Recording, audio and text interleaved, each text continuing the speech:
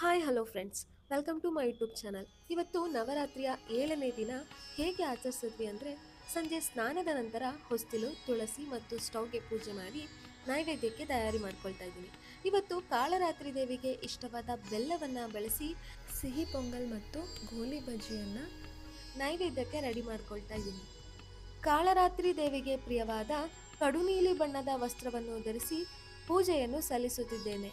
ಇಂದು ನವರಾತ್ರಿಯ 7ನೇ ದಿನದಲ್ಲಿ ಆದಿಶಕ್ತಿ ಮಾತೆಯು ಕಾಳರಾತ್ರಿ ದೇವಿಯ ಅವತಾರದಲ್ಲಿ ಆರಾಧಿಸಲ್ಪಡುತ್ತಾಳೆ. ಆದಿಶಕ್ತಿ ಮಾತೆಯ ಅತ್ಯಂತ ಉಗ್ರ ಘೋರ ರೂಪವೇ ಕಾಳಿ. ಕಾಳಿ ದೇವಿಯು ನೋಡಲು ಅತ್ಯಂತ ಭಯಾನಕ ರೂಪ ಹೊಂದಿದ್ದು, ಇವಳು ದುಷ್ಟಶಕ್ತಿ ಹಾಗೂ ಮೌಢ್ಯತೆಗಳ ವಿನಾಶದ ಪ್ರತೀಕವಾಗಿದ್ದಾಳೆ. ನಾವು ನಮ್ಮಲ್ಲಿರುವ ಹೆದರಿಕೆ ಅಥವಾ ಭಯವನ್ನು ಎದುರಿಸಬೇಕೆಂದು ಆದಿಶಕ್ತಿ ಮಾತೆಯ ಈ ಕಾಳಿ ಸ್ವರೂಪ ತಿಳಿಸಿಕೊಡುತ್ತದೆ.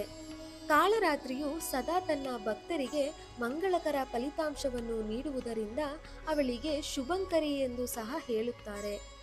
ಕಾಳರಾತ್ರಿ ದೇವಿಗೆ ಪ್ರಿಯವಾದ ಕೃಷ್ಣಕಮಲ ಹೂವಿನಿಂದ ಅರ್ಚಿಸಿದರೆ ಶುಭ ಎಂದು ಹೇಳಲಾಗಿದೆ. ಈಗ ಕಾಳರಾತ್ರಿ ಮಾತೆಯ ಶ್ಲೋಕವನ್ನು ನೋಡೋಣ. ಏಕವೇಣಿ ಜಪಾಕರ್ಣ ಪೂರಾನಗ್ನ ಕರಾಸ್ಥಿತ ಲಂಬೋಷ್ಟಿ ಕರ್ಣಿಕಾ ಕರ್ಣಿ ತೈಲಭಕ್ತ ಶರೀರಿಣಿ ವಾಮಪಾದೊಲ್ಲಿ ಸಲ್ಲೋಹ ಲತಾಕಂಟಕ ಭೂಷಣ ವರ್ಧನಾ ಮೂರ್ಧ್ವಜ ಕೃಷ್ಣ ಕಾಳರಾತ್ರಿನ್ ಭಯಂಕರಿ. ಈ ಶ್ಲೋಕದ ಅರ್ಥವನ್ನು ನೋಡೋಣ. ಒಂದು ಜಡೆಯನ್ನು ಹೊಂದಂತಹ, ದಾಸವಾಳದ ಹೂಗಳನ್ನು ಕಿವಿಗೆ ಆಭರಣವಾಗಿ ಧರಿಸಿದಂತಹ, ಬೆತ್ತಲೆಯಾಗಿ ಕತ್ತೆಯ ಮೇಲೆ ವಾಸಿಸುವಂತಹ ಕಾಳರಾತ್ರಿಯನ್ನು ನಾನು ಪೂಜಿಸುತ್ತೇನೆ.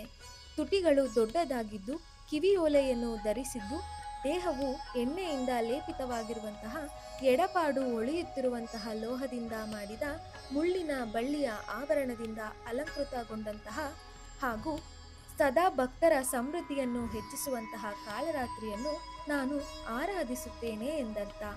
ಓಂ ಶ್ರೀಂ ಕಾಳರಾತ್ರಿ ದುರ್ಗಾಯೇ ನಮಃ ಎಂದು 9 ರಿಂದ 21 ಬಾರಿ ಪಠಿಸಿ ದೇವಿಗೆ ನೈವೇದ್ಯವನ್ನು ಸಮರ್ಪಿಸಿ ಚಿಕ್ಕ ಮಕ್ಕಳಿಗೆ ಪ್ರಸಾದವನ್ನು ವಿತರಿಸಿ 7ನೇ ದಿನದ ನವರಾತ್ರಿ ಪೂಜೆಯನ್ನು ಮುಕ್ತಾಯಗೊಳಿಸುತ್ತಿದ್ದೇನೆ.